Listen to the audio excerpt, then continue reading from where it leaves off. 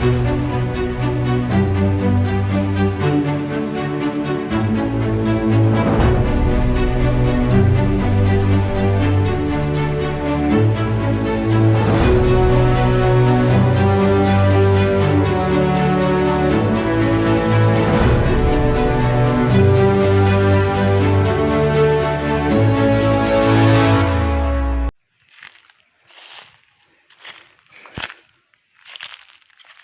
afternoon mga silent. So, meron naman kung marke pakita ito ka silent. Marker talaga. Pero so, tingnan natin. Ano bang marker to? Focus size marker ang silent. O anong mga man-made marker. Ang man-made marker kailangan mga silent. Yan. Doon banda mga silent. Doon banda. Yun ang east. Ano lang tayo, hindi tayo, wala tayong kumpas, pero kadalasan sa mga preferred site mga silent, yung east, sa bandang west ang mga deposito. Pag preferred site east, so dito west, kung saan sisikat ang araw, kung saan lubog, dito ang west. Yan. At sa bandang norte, tapos sa bandang sa baba ay south. Yun lang makasaling, kasi walang kung pagsalit, hindi pagsabihin na hindi tayo mag-treasure kaya wala tayong kumpas. Ngayon kasi meron akong marker pakita itong kasilin. Yan ang posisyon nito kasilin dito sa side, dito sa tinatayuan ko, bandang west na to. So ang marker dito mga kasilin, yan, isang big builders na marker na pagkalaki. Tapos may isang nakalaak dito. Yan. Yan mga kasilin. Yan o. Yan. Naka-portal, literacy. So ano ba talagang alignment ito kasilin? Yan o. Yan. So ito lang kita ko. Ito mga kasilin. Bato lang to pero talagang naka-align siya dito. Yan. Sa bandang norte niya naka 360 sa kumpas. Yan. Yan o, naka-align na siya mga kasilin to. Oh. Yan. Oh. Yan. Oh.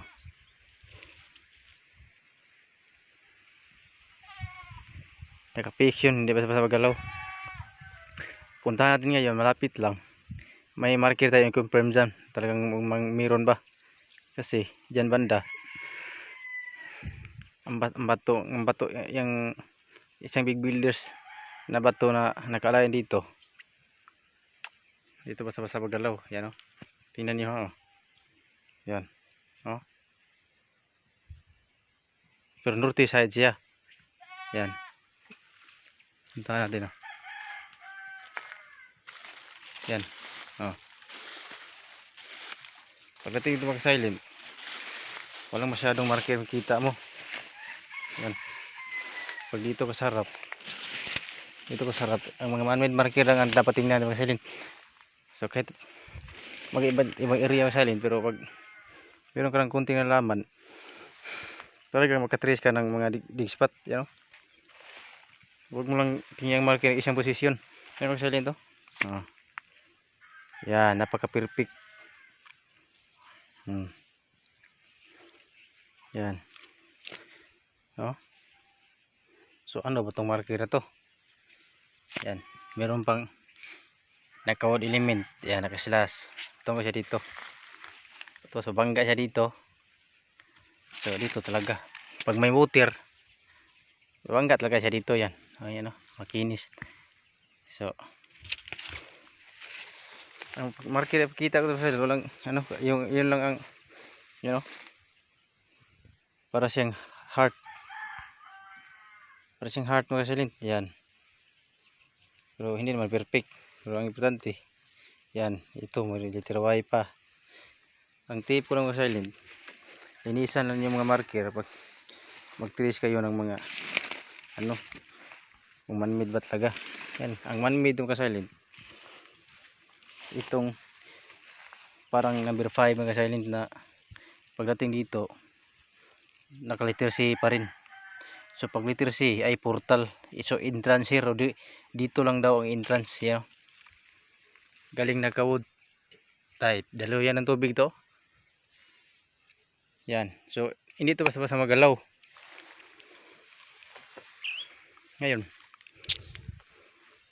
meron na tayo big village marker nga merong wood element, water. Yan, magpulo ang water dito, tapos nakaslide siya dito. Yan o, patungo siya dito. So ang dadaan siya dito sa letter C marker. Pag i-connect mo dito mga kasalin, number 5 to. Yan, pero wala kang marker papansin dyan pag hindi ka ano sa paglikod. Ang pinaka-confirm marker mga kasalin, itong butas na to. Yan, butas talaga yung mga kasalin to. Tingnan nyo mabuti ha. Butas talaga to. So anong formation niya? Nakakonektado lang siya sa ng kaslas. Yan. At ito dalaw yan ng tubig. Ito norte na to side ha, norte ito. Ito ang norte niya.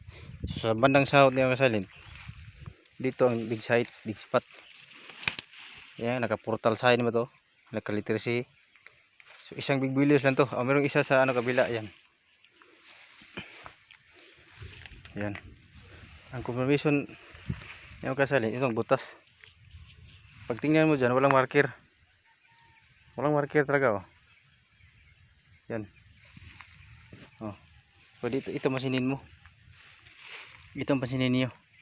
Pag nakita nyo to, kung napanood yung video to, ito masinin niyo. I-connect mo number 5 yun. Yan. Yan oh. Galing si slash. Yan, pwede dalo yan ng tubig. Lagay dito, patungo siya dito. Dadaan siya sa letter C. So, dito sa south ang ano magsasalin, big spot. Bakit? Yung butas na ito, pag malapitan mo, hindi na masyadong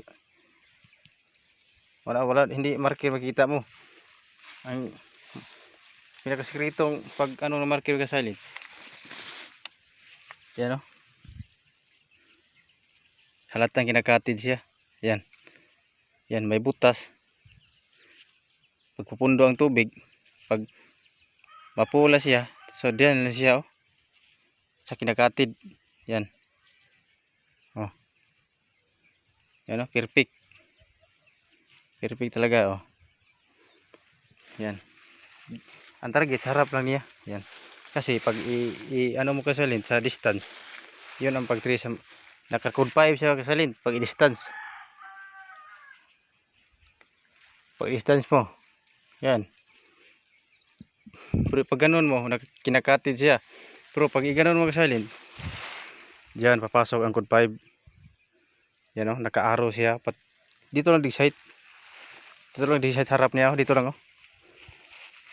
Yan, dito lang kasalin to. So, isa lang big village marker. Isa. Yan. Yan o. Naka letter C pa. Yan. Yun, ito ang mga man-made marker masalin. Isa lang big village marker na parang hanggan.